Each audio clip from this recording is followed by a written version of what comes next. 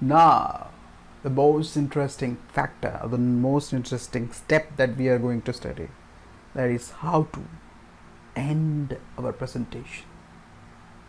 इसका भी आपको टेक्निक्स अच्छी तरह से आना चाहिए. कभी कभी क्या होता है, प्रेजेंटेशन आप देते हो या पब्लिक स्पीकिंग के होने के बाद भागना चाहते हो. अगर आपका प्रेजेंटेशन अच्छा नहीं गया, स्टेज से भागना चाहते हो, डजेंट मैटर. आपका अगर प्रेजेंटेशन अच्छा भी नहीं गया हो, अगर आपका एंड अच्छा हो गया, अगर आपका लोग आपका मैसेज इस लास्ट पार्ट में भी उनको समझ में आ गया, then you have already won the stage, right? So trust me, trust yourself, and focus on this fourth point also, how to end your presentation. That we have studied the 4 steps. The first one, what to do before start a presentation. Second step, how to start presentation, right? And how to deliver a content effectively that people will listen you. This includes body language plus vocal variety in content delivery section. Now, the fourth one, how we end our presentation, right? अभी ये video में आपको बताने जा रहा हूँ traditional mistakes. 2 traditional mistake कैसे हम करते हैं बचपन से. बाय डिफ़ॉल्ट हमने वो मतलब हमारे दिमाग में डाला हुआ है. जब भी कोई आप सेशन सुनने जा रहे हो या कोई भी भाषण आपने सुना है बचपन से, या पब्लिक स्पीकिंग का सेमिनार आपने अटेंड किया है, तो ये 2 गलतियां आप करते हो. जब भी आप नए फर्स्ट टाइम प्रेजेंटेशन देते हो, तो एंड आप ये ऐसे करते हो मोस्ट ऑफ द टाइम. तो पहला आप क्या पूछते हो कि ऑर्गेनाइजर से पूछ सकते हो, या ऑडियंस से भी. कोई प्रेजेंटर ऑडियंस से भी सवाल पूछता है, या ऑर्गेनाइजर से सवाल पूछता है, हाउ मच टाइम लेफ्ट, कितना टाइम बचा है. That means your content, your presentation is not organised within. That means you don't know what is the time. आपको पता ही नहीं, आपका कंटेंट ऑर्गेनाइज नहीं है, इसलिए आपको टाइम का अच्छी तरह से आपने शेड्यूल नहीं किया, प्रेजेंटेशन का शेड्यूल नहीं किया. लोग ये सेंटेंस सुनने के बाद ही आपका पूरा प्रेजेंटेशन जो आपने जो वो सुने थे, वो आधे के आधा उधर भाग जाएगा. क्योंकि दिस सेंटेंस आप मत बोलिए कितना बचा है, टाइम कितना बचा और मैं कब निकलूं. Don't say that, not necessary, right? ये इस स्टेप से ओवरकम कैसे कर सकते हो? आपका कंटेंट ऑर्गेनाइज तरीके से. अगर आपने 20 मिनट का प्रेजेंटेशन 19 मिनट में ख़त्म कर दिया, आपको पता है घर में आप प्रैक्टिस करके आ रहे हो, दैट इज़ फाइन. और प्रैक्टिस घर में प्री प्रैक्टिस आपको 3-4 बार ही करना है. एक बार आप परफेक्ट हो गए तो कुछ कहने की ज़रूरत नहीं आपको, राइट? तो this about the first unlearn you have to do. Means आपको ये करना नहीं है, गलती. Second, anybody have a question at the end of presentation, ये गलती करता है. सेकेंड गलती मैं बताने जा रहा हूँ. प्रेजेंटेशन के होने के बाद आप ये सवाल पूछते हो ऑडियंस के. अगर कोई सवाल है तो आप पूछ सकते हो. इस आपके सवाल के बाद अगर किसी ने कोई भी सवाल नहीं पूछा, हो सकता है प्रोबेबिलिटी, अगर किसी ने भी कोई सवाल नहीं पूछा, तो आपका माइंड आपके साथ खेलने लगता है कि जो भी मैंने प्रेजेंटेशन दिया है, जो भी मैंने 1 घंटे जो बकबक किया है, जो भी मैंने आधा घंटे यहाँ पे बकबक किया है, वो सही किया है.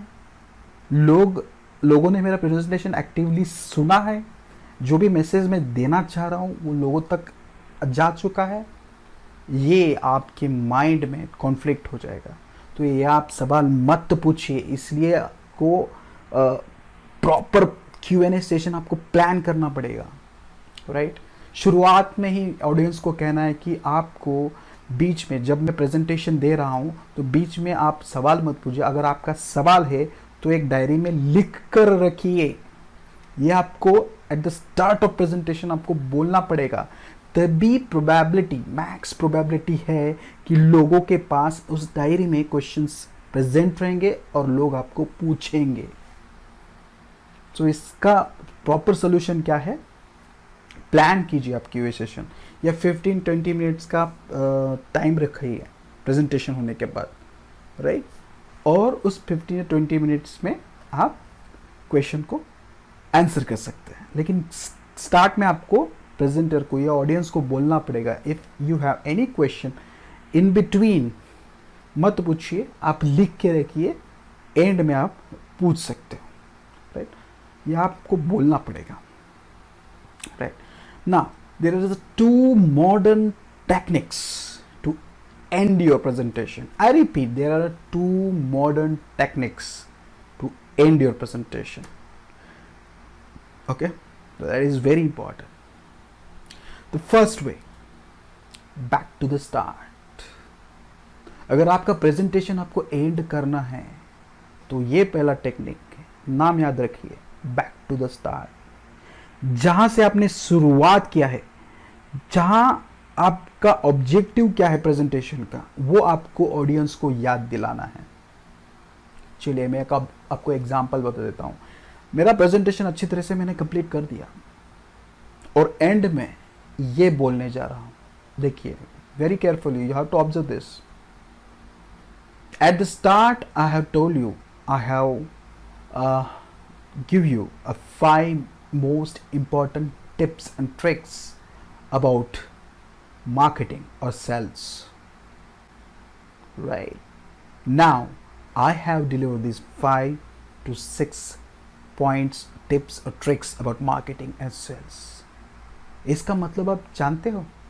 मतलब आप ऑडियंस से ये कह रहे हो, प्रेजेंटेशन के स्टार्ट में मैंने आपसे वादा किया था कि 5 पॉइंट्स या 5 टिप्स अबाउट मार्केटिंग सेल्स और मार्केटिंग या सेल्स के बारे में आपको मैं देने वाला हूँ, और एट द एंड आप लोगों को बता रहे हो, आप बता रहे हो कि आपने आपका प्रॉमिस फुलफिल किया है और proper with in a deadline, with in a time आपने ये प्रेजेंटेशन डिलीवर किया है।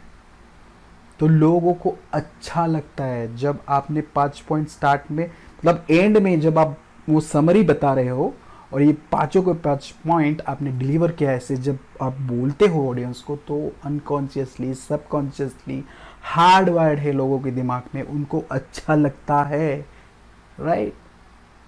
सो this is one way to end your presentation.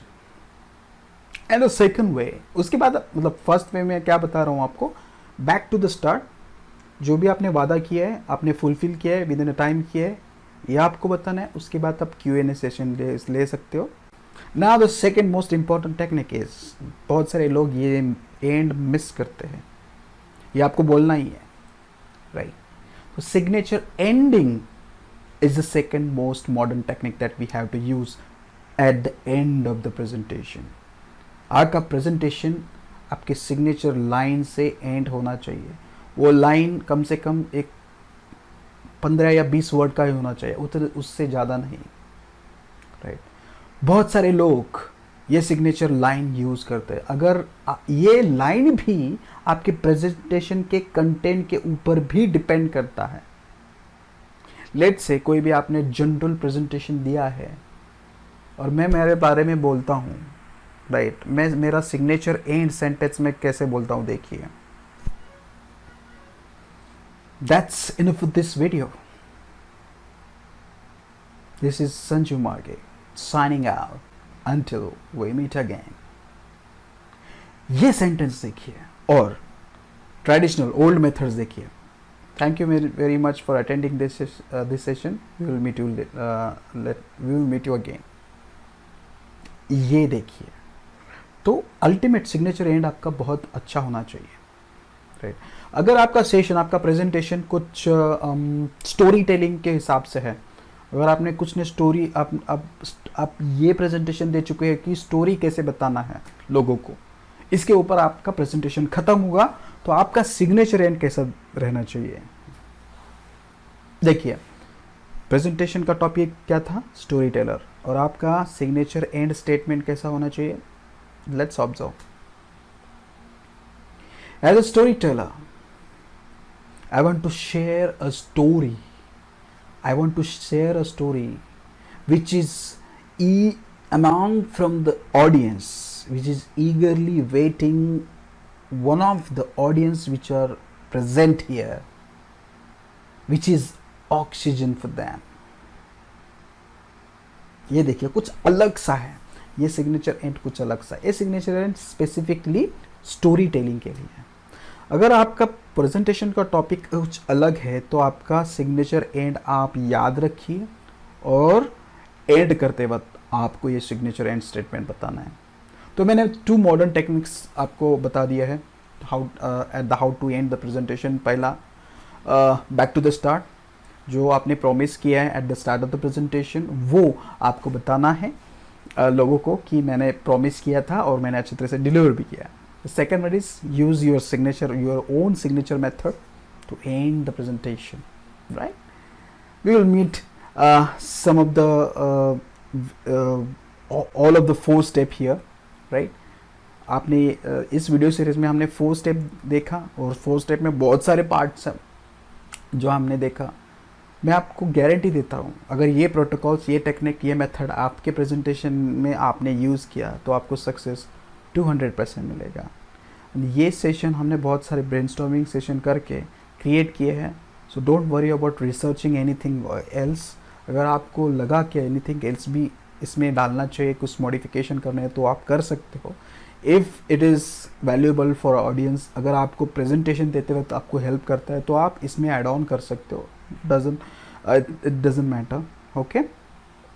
अब तक हमने देखा कि 4 स्टेप्स कैसे यूज़ कर सकते हैं कौन सा भी प्रेजेंटेशन यूज़ करने के लिए। तो ये 4 स्टेप्स में मैंने जो भी मॉडर्न्स and techniques and tips and tricks बताए, अब वो उनका एक्सरसाइज कैसे करना है वो भी मैंने ज़्यादातर आपको बताया है। वो अच्छी तरह से आपको एक्सरसाइज करने पड़ेगा। एक बार एक्सरसाइज करो, आपकी ज़िंदगी भर ये काम आएगा। आप कहीं भी किसी के सामने ही प्रेजेंटेशन देते वक्त आप अच्छी तरह से ऑर्गेनाइज रहोगे, विद इन अ डेडलाइन आप कंप्लीट करोगे। लोग आपकी तरफ देखते रहेंगे कि ये बंदा इतनी अच्छी तरह से खुद को एक्सप्रेस कैसे कर पाता है, क्योंकि you have done lots of research, lots of hard work behind that. उन लोगों को पता नहीं होता। नॉर्मल पब्लिक स्पीकिंग कोर्स का अच्छी तरह से प्रैक्टिस करके जो आदमी प्रेजेंटेशन करते वक्त स्टेज पे जाके बोलता है, और विदाउट एनी प्रैक्टिस जो स्टेज पे जाके बोलता है, उसमें ज़मीन आसमान का फ़र्क है, राइट। तो आप इस चीज़ को प्रैक्टिस कीजिए।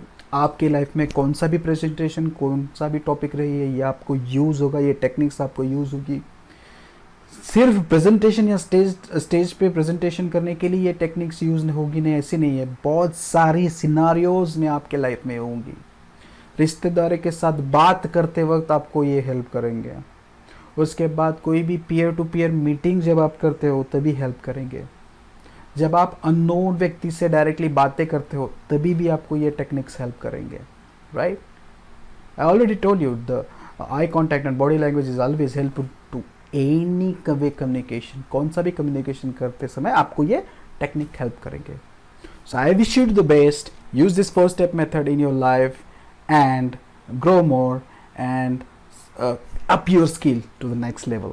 We will meet in the next video। और अच्छी तरह से एड-ऑन्स आपको मैं देने वाला हूँ, मतलब कैसे एक्सरसाइज करना है मैं आपको अच्छी तरह से बताने वाला हूँ। तो we will meet in the next video. Until then, I'm Sanjeev Mage signing out. Thank you.